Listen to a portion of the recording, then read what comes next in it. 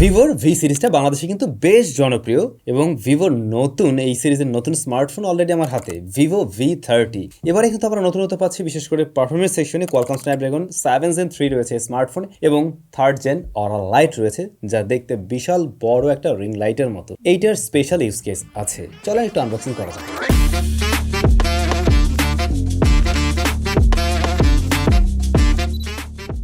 আর হ্যাঁ, এই স্মার্টফোনের প্রি বুক কিন্তু চলছে 4 মার্চ থেকে 9 মার্চ পর্যন্ত প্রি বুক করতে পারবেন এবং এই সময়ের মধ্যে যদি আপনারা ভিভো V30 প্রি বুক করেন তাহলে সাথে একটা এক্সক্লুসিভ গিফট বক্স পেয়ে যাবেন, যেখানে অবশ্যই স্মার্টফোনটি তো থাকবেই, পাশাপাশি রয়েছে একটি স্মার্ট ওয়াচ, রয়েছে একটি পোস্ট কার্ড এবং একটি পিকক ফেদার। এছাড়াও 1999 টাকায় অরি ফ্রি ইন্স্যুরেন্স করতে পারছেন 1 বছরের জন্য।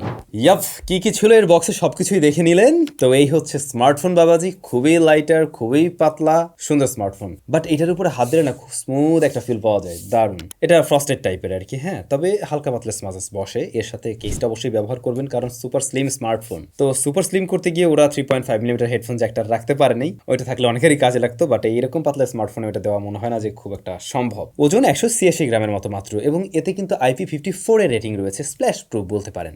রিয়ার প্যানেলে গ্লাস রয়েছে এবং বডি ফ্রেমটা প্লাস্টিকে তৈরি। সামনের ডিসপ্লেটা কার্ভ ডিসপ্লে, রিয়ার প্যানেলটা হালকা কার্ভ, তো সব মিলে একটা রাউন্ডেড একটা ফিল পাওয়া যায়, হাতের মাঝে আর কি ধরতে বেশ ভালোই লাগে। আবার ওদিকে লাইট ওয়েট স্মার্টফোন। ফোনটাতে ইন ডিসপ্লে ফিঙ্গারপ্রিন্ট স্ক্যানার রয়েছে, এর পজিশনটা ঠিকঠাকই লাগছে আমার হাত অনুযায়ী, এবং এটা বেশ ফাস্ট অ্যান্ড একুরেট ছিল। ভিভো কিন্তু V30 স্মার্টফোনটিতে 1.5K রেজলিউশনের একটা প্যানেল দিয়েছে, যা মূলত কার্ভ প্যানেল, এবং এইটার size 6.78 inch AMOLED panel. 1 billion colour support করে এই ডিসপ্লেটা, HDR10+ এর সাপোর্ট রয়েছে, এবং এইটার পিক ব্রাইটনেস 2800 নিটস। তো ডিসপ্লেটা কিন্তু ভালোই পাচ্ছেন এখানে। কার্ভ ডিসপ্লের মজা অন্যরকম, অনেকেই কার্ভ ডিসপ্লে পছন্দ করেন আমার মতো। আবার এটার হাই রিফ্রেশ রেট আমরা পাচ্ছি 120 হার্টজ, পাশাপাশি এটার যে ব্রাইটনেস সেটাও কিন্তু বেশ ভালো ছিল। ইনডোর আউটডোর ডিরেক্ট সানলাইট কোনো জায়গায় আমাদের স্ট্রাগলে পড়তে হয়নি, ব্রাইটনেস বেশ ভালো পেয়েছি। টাচ রেসপন্স ভালো কিন্তু এই ডিসপ্লেটার। অনেক কার্ভ ডিসপ্লের ফোনে দেখা যায় মাঝে মধ্যে মিসটাচ করে, ধরতে গেলে টাচ একটু ঝামেলা করে, বাট এই স্মার্টফোনটাতে কিন্তু ওই প্রবলেম ফেস করতে হয়নি। স্মার্টফোনটার ডিসপ্লেতে স্কট আলফা নামক একটি প্রোটেকশন রয়েছে, এইটার ব্যাপারে আমি ততটাও জানি না, তবে হালকা পাতলা প্রোটেকশন আছে বোঝা যায়। আপনারা কেস বা কোনো পরের কিছু একটা ব্যবহার করলে আরো ভালো হবে, কারণ যতই প্রোটেকশন থাকুক না কেন, দেখবেন যে চাবি বা বালুর লাগলে হালকা মাইক্রো স্ক্র্যাচ পড়ে যায় আর কি। যেহেতু এই ডিসপ্লেটা 1.5K রেজলিউশনের, দ্যাটস ওয়াই আমরা শার্পনেসটা একটু ভালো দেখছি, এবং অন্যান্য জায়গাগুলো কিন্তু একদমই আপ টু দ্য মার্ক ছিল। ডিসপ্লে ছেড়ে যদি আমরা আসি স্মার্টফোনের ক্যামেরাতে, রেয়ারে 2টা শুটার আছে, দুটোই কাজের। রিয়ারের মেইন শুটার 50 মেগাপিক্সেলের, যেখানে আমরা ওয়াইএস পাচ্ছি, এবং এটার অ্যাপারচার 1.9। পরবর্তী শুটার 50 মেগাপিক্সেলের, যা আলট্রা ওয়াইডে ছবি নেবে। ফ্রন্ট ফেসিং ক্যামেরা 32 মেগাপিক্সেলের। রিয়ারের মেইন ক্যামেরা বরাবর নিচ দিকটাতে আমরা দেখবো এখানে অরা লাইট রয়েছে, বেশ বড় সড়ো একটা রিং লাইটের মতো লাইট, এবং তার কর্নারে লেফট টপে রয়েছে আর একটা ছোট ফ্ল্যাশ লাইট, যেটা রেগুলার ফ্ল্যাশ লাইট হিসেবে ব্যবহার হয়। তো এখানে যদি অরা লাইটটা রয়েছে, এইটা কিন্তু আপনি চাইলে কাস্টমাইজ করতে পারবেন। এইটা কুলারেও নেওয়া যায়, এইটা আবার ওয়ার্মের দিকেও নেওয়া যায়। তো পোর্ট্রেট মোডে এটা ব্যবহার করা যেতে পারে, সেই ক্ষেত্রে কিন্তু সুন্দর ছবি পাওয়া সম্ভব। আমরা প্রফেশনাল যে ফটোগ্রাফিগুলো করতে দেখি, সে সময় আমরা এই ধরনের লাইট আলাদা ব্যবহার করি, বা যারা করেন আর কি জানেন যে এই লাইটের ব্যবহার অবশ্যই আছে। তো এইটা দিয়ে তুললে সুন্দর সফট একটা আলো পাওয়া যায়, স্কিন টোনটাকে একটু চেঞ্জ করা যায়, দেখতে বেশ ভালো লাগে। বিশেষ করে যারা পোর্ট্রেট ফটোগ্রাফি পছন্দ করেন তাদের জন্য এই লাইটটা কিন্তু কাজে লাগবে। অনেকেই কিন্তু আলাদা অ্যাক্সেসরি ব্যবহার করে ফোনের সাথেও, তো তাদের আর আলাদা করে প্রয়োজন নেই, কারণ এটার ব্রাইটনেস বেশ ভালোই। আমি কয়েকটা ছবি এখানে শেয়ার করলাম, আপনাদের কেমন লেগেছে কমেন্ট করে জানাবেন কিন্তু।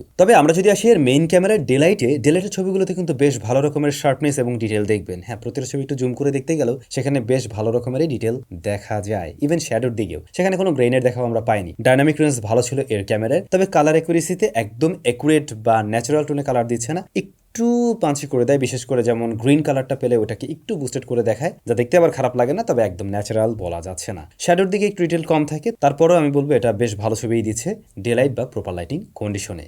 ভালো ছিল এর শাটার স্পিড, খুব একটা টাইম নেয় না প্রপার লাইটে। লো লাইটের দিকে একটু ডিলে করে, বাট প্রপার লাইটিং কন্ডিশনে এটা খুব একটা টাইম নেয় না। আবার যেহেতু ওয়াইএস আছে, একটু টাইম নিলেও লো লাইটের সমস্যা নেই।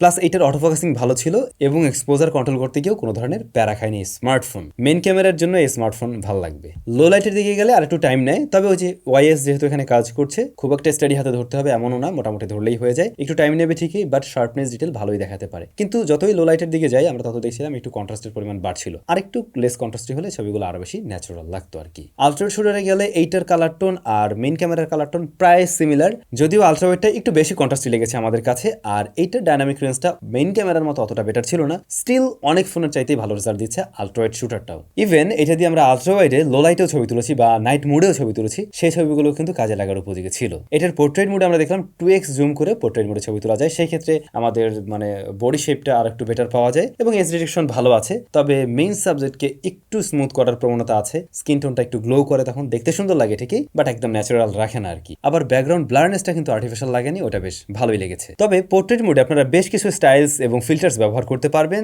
যা ছবিতে অন্য একটা মাত্রা যোগ করবে। অনেকের কাছেই হয়তো এই বিষয় ভালো লাগতে পারে অ্যাজ ইউজুয়াল ছবির চাইতে, এগুলো নিশ্চয়ই একটু ডিফারেন্ট ভাইব দিবে। সেলফি লাভারদের এর সেলফি অবশ্যই ভালো লেগে যাবে। ভিভোর সেলফি বরাবরই সুন্দর হয়, সেলফি লাভারদের বিশেষ করে ভালোই লাগে। তো এটার ক্ষেত্রে আমরা দেখছিলাম প্রপার লাইটিং কন্ডিশনে বেশ ভালো ডিটেইলে এবং শার্পনেসে ছবি দিতে পারে, তবে স্কিন টোনটা একটু গ্লো করতে থেকে একটু ব্রাইট করে দেওয়ার প্রবণতা আছে। বাট সত্যি বলতে এর ছবিগুলো দেখতে সুন্দর লাগে, ম্যাক্সিমাম মানুষের কাছে এর সেলফি ভালো লেগে যাবে আর কি। আর ইনডোরের দিকে একটু সফট করে যদিও, বাট আউটডোরে বেশ ভালো ছবি পেয়েছি আমরা ফ্রন্ট ফেসিং ক্যামেরায়। পোর্ট্রেট মোডে একটা ভালো রেজাল্ট দিচ্ছিল, বিশেষ করে এজ ডিটেকশন সুন্দর ছিল এবং ডাইনামিক রেঞ্জ হ্যান্ডেলও বেশ ভালোই ছিল। মেইন ক্যামেরায় ভিডিও রেকর্ড করা যায় সর্বোচ্চ 4K 30 FPS, আপনি ইআইএস ব্যবহার করতে পারবেন। স্ট্যাবিলিটি ওকে লেভেলের ছিল এবং এটার ভিডিও বেশ শার্পই লেগেছে আমাদের কাছে।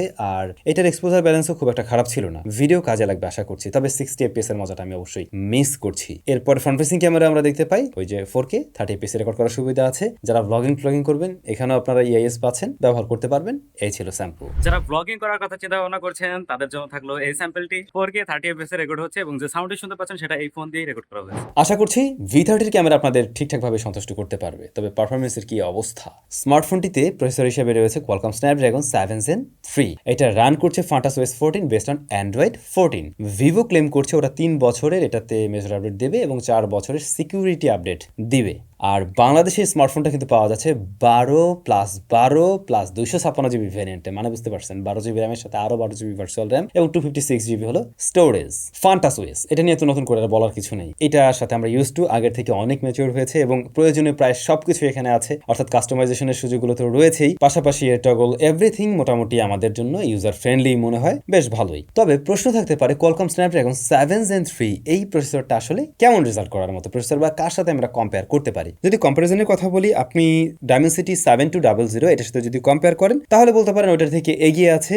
আবার 8200 এটার থেকে কিঞ্চিত পিছিয়ে আছে। স্ন্যাপড্রাগনের সাথে যদি কম্পেয়ার করি, স্ন্যাপড্রাগন 870 বা স্ন্যাপড্রাগন 888 এদের সাথে কম্পেয়ার করতে গেলে একদম প্রায় কাছাকাছি লেভেলের, খুব একটা এদিক সেদিক নেই। বিশেষ করে স্কোরের দিকে যদি খেয়াল করেন তাহলে কিন্তু বেশ ভালো রকমের স্কোরে এগিয়ে আছে। ডে টু ডে লাইফে আপনি একদমই ফিল পাবেন না আপনি কোনো ফ্ল্যাগশিপ লেভেলের ফোন ইউজ করছেন না, মানে হাই মিড রেঞ্জ বা একদম ফ্ল্যাগশিপ লেভেলের স্মার্টফোনের মতোই এটা পারফরমেন্স করছিল। আর যেহেতু আমাদের রিভিউ ইউনিট বা বাংলাদেশে লঞ্চ হয়েছে 12 GB র্যাম ভেরিয়েন্টে, সো এটা কিন্তু গুড এনাফ যখন কিনা আপনি অ্যাট এ টাইম 5-6টা অ্যাপ্লিকেশন নিয়েও কাজ করবেন। ভারী অ্যাপ্লিকেশন হলেও সেটা খুব ভালোভাবে হ্যান্ডেল করতে পারছে এই স্মার্টফোন। আমরা অ্যাপটা ক্র্যাশ করতে দেখিনি, অ্যাপ ওপেন ক্লোজ টাইম বেশ ফাস্টার ছিল, এমনকি ভারী ভারী অ্যাপ্লিকেশনগুলো নিয়ে কাজ করতে গিয়েও প্যারায় পড়তে হয়নি। ফোনটার আরো একটা ভালো দিক ছিল, এটা খুব একটা গরম হচ্ছিল না, জাস্ট ওয়ার্ম হয় মাঝে মধ্যে, কিন্তু খুব একটা গরমের পর্যায়ে পড়ে না। আমরা সর্বোচ্চ তাপমাত্রা দেখেছি ওইরকম 36 ডিগ্রি বা এর আশেপাশে, যেটা আমার কাছে খুব স্বাভাবিক মনে হয়েছে এই টেম্পারেচারটা। এই স্মার্টফোনে আমরা ইউআই জন্য তেমন কোনো প্রবলেম ফেস করিনি, যদিও এই ডিভাইস আমাদের কাছে অনেক দিন আছে এমনটাও না, আর আমরা একদম ইনডেপথে রিভিউ দিতে পারছি না, একটা ফার্স্ট ইমপ্রেশন টাইপের, মানে 6-7 দিনের একটা ইউজার এক্সপিরিয়েন্স শেয়ার করলাম। সেই জায়গা থেকে এই স্মার্টফোনটা আসলে কোনো খারাপ রেজাল্ট দেয়নি এখন পর্যন্ত। আর গেমিংয়ে হ্যাঁ, এটা দিয়ে আপনারা চাইলে গেমিং টিম করতে পারবেন, যেমন পাবজি, তারপর জেনশন ইম্প্যাক্ট, এই ধরনের গেমগুলো আমরা ট্রাই করছিলাম। জেনশন ইম্প্যাক্টের ক্ষেত্রে হাইয়েস্ট গ্রাফিক্স দেখছিলাম, এটা প্লেয়েবল রেজাল্ট দিচ্ছে, তবে 60 FPS একদম কনস্ট্যান্টলি ধরে রাখতে পারছিল না, এটা বেশ ওঠানামা করছিল। বাট মিডিয়াম এরকম এর আশেপাশে সেটিংসে খেললে আর কি এই স্মার্টফোন থেকে আর বেটার রেজাল্ট পাওয়া যায়, গেনশন ইম্প্যাক্ট বা জেনশন ইম্প্যাক্ট যেটাই বলেন না কেন ওইটাতে। এরপরে পাবজি ট্রাই করা হয়, আলট্রা এইচডি আর আলট্রাতে প্লে করা যায়, তবে এরকম সেটিংসে স্মার্টফোনটা একটু মানে বোঝাই যায় একটু চেপে ধরছে, ওরে চলে, ভালোই চলে, তবে অতটা স্মুথনেস পাওয়া যাবে না, আরো বেটার স্মুথনেস পাওয়া যাবে আপনি যদি স্মুথ এক্সট্রিমে নিয়ে প্লে করেন, সেই ক্ষেত্রে কিন্তু এটা খুবই স্মুথ রেজাল্ট দেয় এবং ফ্রেম রেট একদম স্ট্যাবল ভাবেই ধরে রাখতে পারে, 1-2-3 এর মাঝে ওঠানামা করে, এর বেশি না। তবে এই যে দুইটা গেম আমরা বললাম, এই দুইটার গেমে একটাতেও খুব বেশি গরম হচ্ছিল না স্মার্টফোন। জেনশন ইম্প্যাক্টের ক্ষেত্রে হালকা গরম হয়, পাবজির ক্ষেত্রে ততটা বেশি গরম হতে আমরা দেখিনি, বা গরম হয়ে পারফরমেন্স ড্রপ করতেও দেখিনি আর কি। আমার কাছে কিন্তু 7 Gen 3 এর পারফরমেন্স বেশ ভালোই লেগেছে। তবে এই স্মার্টফোনটার যে দাম, ওরকম প্রাইস পয়েন্টে কি 7 Gen 3 ঠিক আছে, এরকম প্রশ্ন থাকতেই পারে। 12 GB ভ্যারিয়েন্টে বাংলাদেশে ভিভো V30 লঞ্চ হয়েছে এবং এটার দাম রাখা হয়েছে 59,999 টাকা, মানে 60,000 টাকা, 1 টাকা কম। তো ভি সিরিজের স্মার্টফোনগুলো না আমরা আসলে একটু কম প্রাইস পয়েন্টেই মানে আশা করতাম, মানে এক্স সিরিজের কাছাকাছি না। বাংলাদেশে এক্স সিরিজের স্মার্টফোন এর আশেপাশে একটা সময় সেল হতো, আপনারা জানেন প্রথম দিকে যখন ভিভো তাদের এক্স সিরিজের স্মার্টফোনগুলো সেল করা শুরু করে অফিসিয়ালি বাংলাদেশে, তো ওরা অলরেডি সেরকম প্রাইস পয়েন্টে চলে আসতেছে।